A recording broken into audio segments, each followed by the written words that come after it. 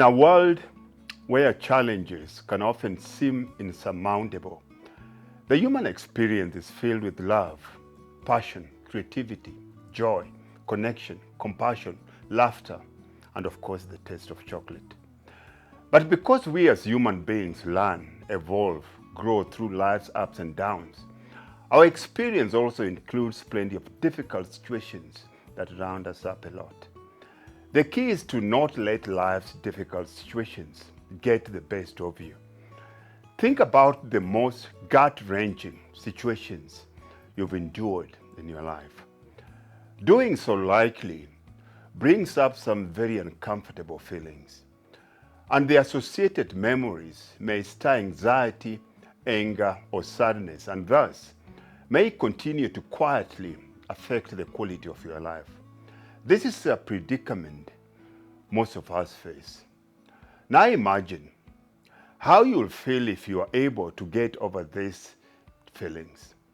By get over, I mean to no longer suffer over something that happened in the distant past.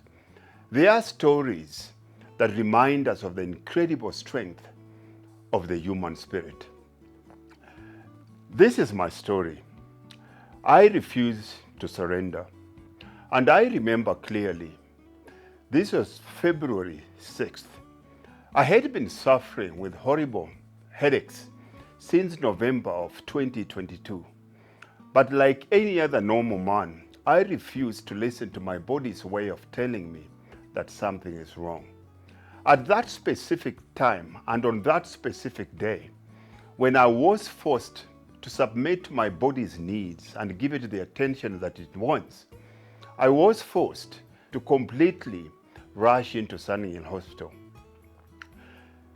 When I got there, the first thing that happened was going straight into the ICU and the doctors all of a sudden telling me that I have to get a scan rather than me telling them what needs to be done. Me going into that ICU, I already had preconceived ideas of what the solution should be to the problems that I was facing. And mine was like the society we live in. There has to be a pill for every pain. So what happened? When I went in there, the first thing they told me is to go for CT scan. CT scan showed nothing wrong. Everything was perfect. But on my way out, being satisfied with my own self-diagnosis, thinking that maybe I've just overworked myself or I'm exaggerating things, the doctors came back rushing to me and insisted that there was a grayness around my brain that don't look so sexy. So they insisted that I have to go in and I have to do an MRI scan. Going into the MRI scan showed that there was such a profuse bleeding around my brain, and the immediate solution was for me to be rushed into theater. A couple of things happened at that specific time. The first thing was I was in shock because of what I was being told. I've never ever imagined myself, and forget the imagination, thinking of somebody cutting my head open and then peeping into my brain for them to be able to extract as much blood as possible. So the first thing for me was a no. I looked at the doctor straight away and I said, I think your diagnosis is wrong. As much as I respect your qualifications, as much as I respect how long you've been in this field, what you're telling me does not tally with the kind of lifestyle that I live and the kind of person that I am. I was in denial. But the doctor looked me straight in the eye and he gave me two options. He said, your brain is so swollen, your brain is under such a strain, your brain is under such a stress. There's two things that will happen. One, it will literally burst. Two, you'll start, for it to ease the pain, you'll start having fits. So I looked at him and I asked him what the solution was. And he told me the solution is not something you're going to like. It's a massive operation. And with this kind of operation, unfortunately, you have a 5% chance of survival. So what did I do? I refused. And in refusing this, at that point, when the doctor told me this, of course, the first thing I did is I refused. I looked at the doctor straight in the eye and I said, as much as I respect your profession, I respect your qualification, I respect the many years you've taken for you to be a brain surgeon, which automatically means you're a very smart guy, but I do not agree with what you're saying. And this wasn't that I was doubting the doctor's diagnosis. This was simply a trust issue. I did not trust this guy because I had just met him, and I did not trust the diagnosis in terms of the chances he was giving me. First, giving me a 5% chance, I did not agree with that. I knew at that point, even if there was a 5% chance, I am among the 5% that have survived, not the 5% that die. Why? Because I had taken very good care of myself for all these years. One of the things and one of the mantras that I've always lived with is, how you treat your body in your 20s, you're going to pay for it in your 40s. There's no free lunch. Now, straight away, they had to prep me. But while I was arguing with the doctor and asking for a second opinion, which he gladly obliged to, I got two other surgeons coming in to look at the scan. And one of the guys that I trust, a guy that I've known for long, came, looked at me and told me, bro, it's bad. When he told me that at that point, now I stopped arguing. My next phase was to ask them, you've given me too much information. I need at least one day away from this place so that I can go home and discuss it. I can go home and just decipher all these things. I need to make peace with this. I don't think I can go through this. So I looked at the doctor and asked for one day. At that point, he looked me straight in the eye and he told me, you don't have a day. Because if you go home, if you decide to leave now and go home, chances are that you're not going to make it. And at that point in my argument, in my trying to justify why I have to be released from ICU, what happened? I got my first fit. That ended up in me going for 3 brain operations in a span of 6 weeks because they could not stop the amount of blood that was going on in my head. This was a battle against time, and each surgery aimed to halt the massive internal brain hemorrhage without success. The odds seemed stacked against me, but I refused. Inside, I had a spirit and unwavering determination that I'm going to beat this.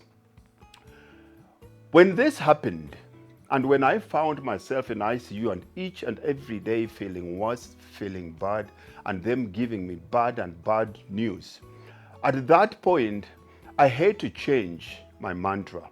Physically, they had cut me open. Physically, my body was weak. My body had given in.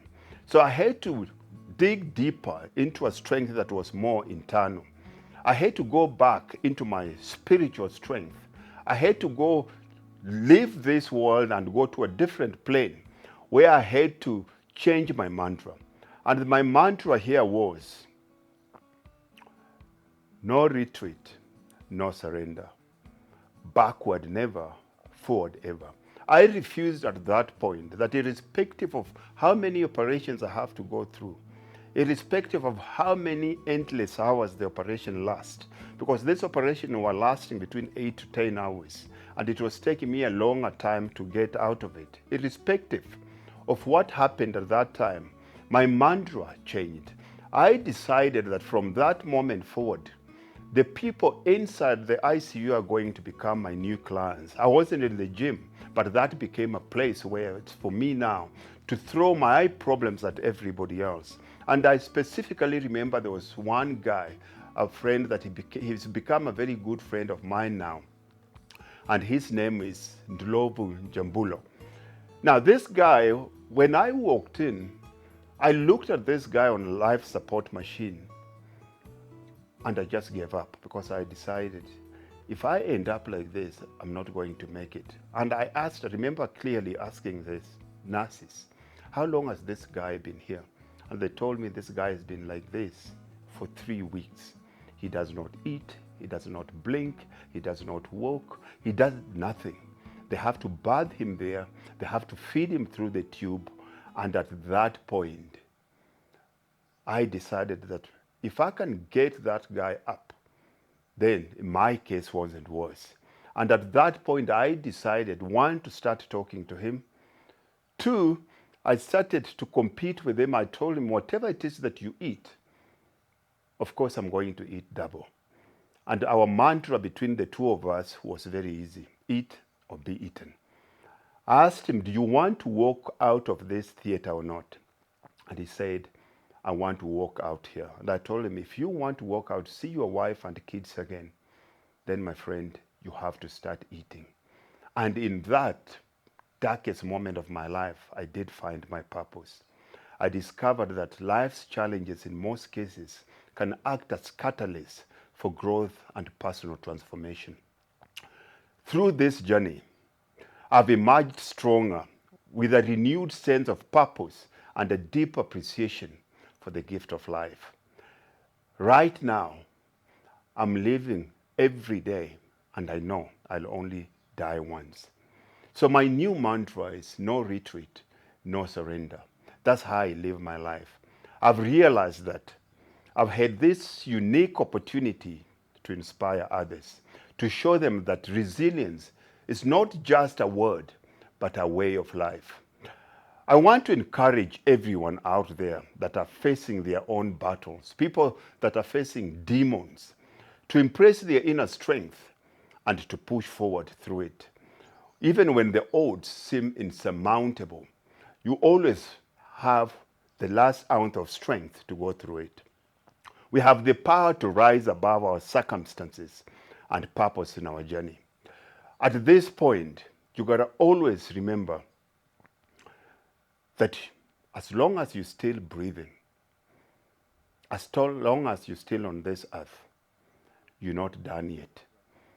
Don't give up because the body is weak, because the human spirit is never weak.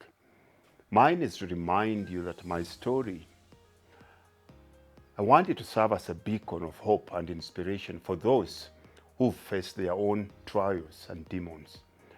I want to dedicate my life to empowering others and sharing my story of triumph over the darkest part of my life, and reminding all of us that we are capable of overcoming the most daunting of challenges. I want you to remember that you're stronger than what you think. And I want you to take a page from my book, In the Face of Your Adversity, to remind you that you have a choice to either retreat or to rise.